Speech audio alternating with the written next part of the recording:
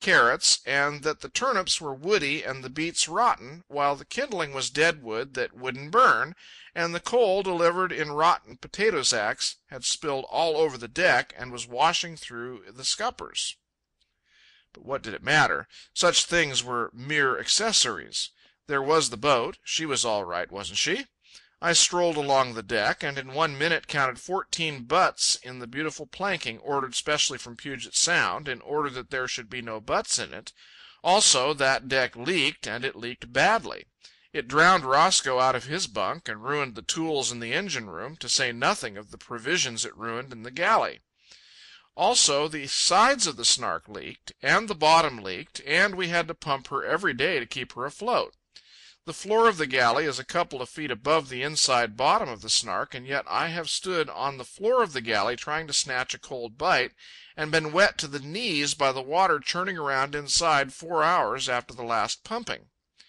Then those magnificent watertight compartments that cost so much time and money, well, they weren't watertight after all. The water moved free as the air from one compartment to another.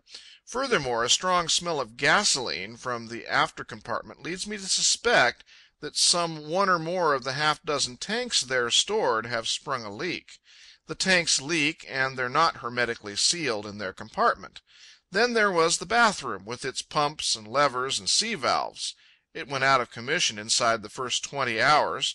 Powerful iron levers broke off short in one's hand when one tried to pump with them. The bathroom was the swiftest wreck of any portion of the Snark. And the ironwork on the Snark, no matter what its source, proved to be mush. For instance, the bed plate of the engine came from New York, and it was mush.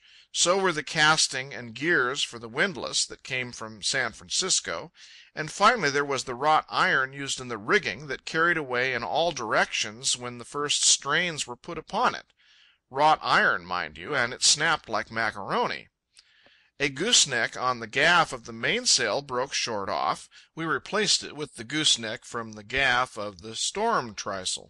And the second gooseneck broke off inside 15 minutes of use, and, mind you, it had been taken from the gaff of the storm trysail, upon which we would have depended in time of storm. At the present moment the Snark trails her mainsail like a broken wing, the gooseneck being replaced by a rough lashing. We'll see if we can get honest iron in Honolulu. Man had betrayed us and sent us to sea in a sieve, but the Lord must have loved us, for we had calm weather in which to learn that we must pump every day in order to keep afloat, and that more trust could be placed in a wooden toothpick than in the most massive piece of iron to be found aboard. As the staunchness and the strength of the Snark went glimmering, Charmian and I pinned our faith more and more to the Snark's wonderful bow. There was nothing else left to pin to. It was all inconceivable and monstrous, we knew, but that bow, at least, was rational, and then, one evening, we started to heave to. How shall I describe it? First of all, for the benefit of the tyro, let me explain that heaving to is that sea maneuver which, by means of short and balanced canvas, compels a vessel to ride bow on to wind and sea. When the wind is too strong or the sea is too high, a vessel of the size of the Snark can heave to with ease, whereupon there is no more work to do on deck. Nobody needs to steer. The lookout is superfluous. All hands can go below and sleep or play whist. Well, it was blowing half of a small summer gale when I told Roscoe we'd heave to. Night was coming on. I had been steering nearly all day, and all hands on deck, Roscoe and Bert and Charmian, were tired, while all hands below were seasick. It happened that we had already put 2 reefs in the big mainsail. The flying jib and the jib were taken in, and a reef put in the forestaysail. The mizzen was also taken in. About this time the flying jib boom buried itself in a sea and broke short off. I started to put the wheel down in order to heave to. The Snark at the moment was rolling in the trough. She continued rolling in the trough. I put the spokes down harder and harder. She never budged from the trough. The trough, gentle reader, is the most dangerous position of all in which to lay a vessel. I put the wheel hard down, and still the Snark rolled in the trough. 8 points was the nearest I could get her to the wind. I had Roscoe and Bert come in on the main sheet. The Snark rolled on in the trough, now putting her rail under on one side and now under on the other side. Again the Inconceivable and Monstrous was showing its grisly head. It was grotesque, impossible. I refused to believe it. Under double-reefed mainsail and single-reefed staysail, the Snark refused to heave to.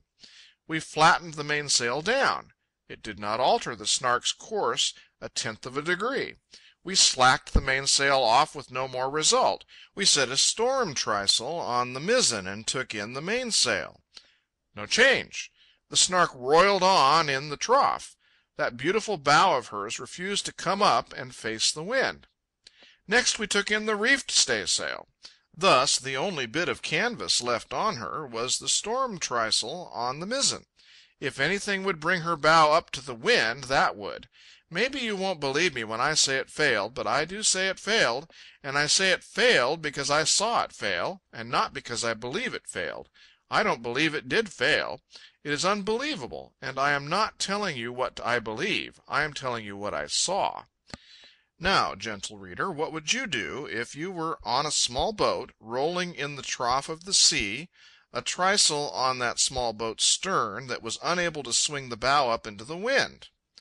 Get out the sea anchor. It's just what we did. We had a patent one, made to order and warranted not to dive. Imagine a hoop of steel that serves to keep open the mouth of a large conical canvas bag, and you have a sea anchor. Well, we made a line fast to the sea anchor and to the bow of the Snark, and then dropped the sea anchor overboard. It promptly dived. We had a tripping line on it, so we tripped the sea anchor and hauled it in. We attached a big timber as a float and dropped the sea anchor over again. This time it floated. The line to the bow grew taut. The trysail on the mizzen tended to swing the bow into the wind, but in spite of this tendency the Snark calmly took that sea anchor in her teeth and went on ahead, dragging it after her, still in the trough of the sea. And there you are. We even took in the trysail, hoisted the full mizzen in its place, and hauled the full mizzen down flat, and the Snark wallowed in the trough and dragged the sea anchor behind her. Don't believe me. I don't believe it myself. I am merely telling you what I saw. Now, I leave it to you. Who ever heard of a sailing boat that wouldn't heave to?